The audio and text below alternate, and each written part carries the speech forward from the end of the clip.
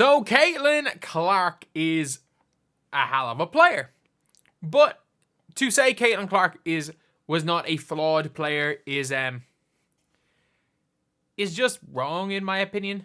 I'll stand by this. I genuinely think that Caitlin Clark had quite a lot of flaws, but so is still, even with flaws, she was that good that if she can figure out those flaws, she's going to be the best player ever. And that's the reality of the situation. And one of them was that she was very skinny. And a lot of people didn't realize, like, she had put on quite a bit of weight since her Iowa days, but she still was quite skinny that season. Before we get on to that, if you guys are new to the channel, subscribe, though. We are trying to hit 40,200 subscribers by the end of the day. But with that, she was a lot skinnier when she was working out with, when she was in Iowa. And, like, I've said it before, and I'll say it again, where I'm like, there is nobody that's like, there's no one that wants to get better in the W. I'm not, to say no one is maybe gassing it, but there may not be anyone that wants to get better more than Caitlin Clark. And I mean that. There may not be a single person that wants to get better more than her. And with that, if you want to see how much she's bulked up, she has really, really bulked up this last year. And if you've seen a lot of guards, like a lot of guards, especially with the way they come in the WNBA, it does take them a while to physically get used to it. And the prime example of that is a lot of people will use is like rookie year Kelsey Plum. Like Kelsey Plum is a player that it's not like she was skinny, like as skinny as Caitlin Clark. She wasn't ever as skinny as Caitlin, but like this was Kelsey Plum in college, and she was physically as good as she was. In college, she physically kind of, I'm not gonna say bullied, but like her strength was her physical size was a weakness and not a strength. And Kelsey Plum bulked up to this over the what, 7 years. So she is really bulked up. And again, you never want to do it over one off season. We've seen it too much in the NBA. Players bulking up too much over one off season and it being a negative. And I think that with Kelsey Plum, that's an important thing. I think that, or sorry, with Caitlin Clark, that's a really, really important thing. You can do it gradually.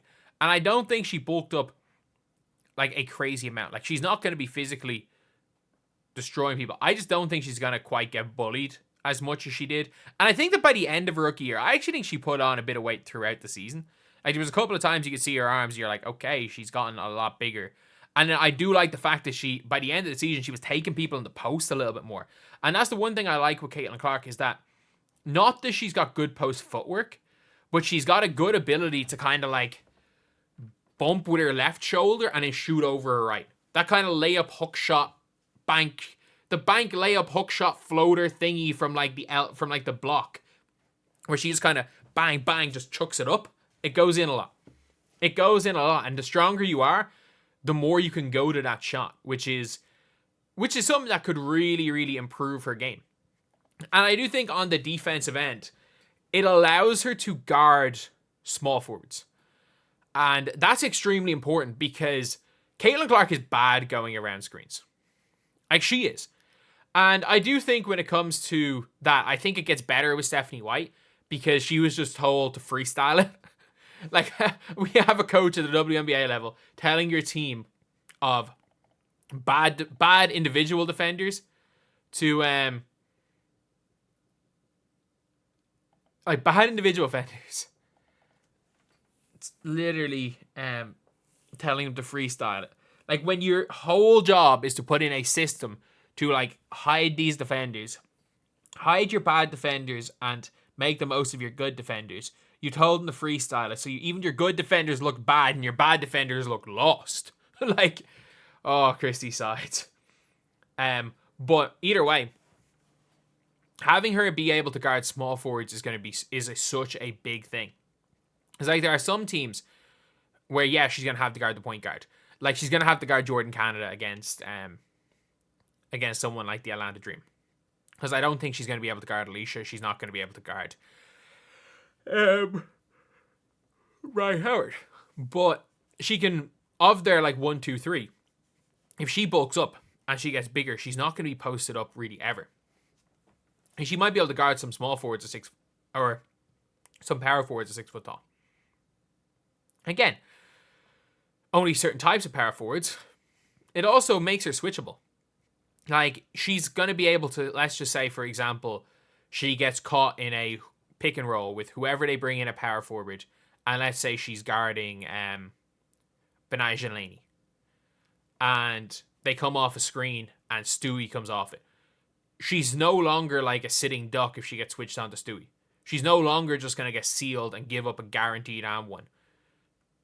It's going to be a likely and one next year, but it's not going to be quite as, it's not going to be a guarantee like it was this year. And that's the big thing with bulking up, is like, you want to do it right. You want to bulk up bit by bit, season by season. You don't just want to hit the weight room, get jacked over one, because you can do that, by the way. Over the 8 months of a WNBA offseason, these players can put on a ton of bulk. And if it affects your shooting, it's going to be a negative. You got to put it on bit by bit by bit by bit.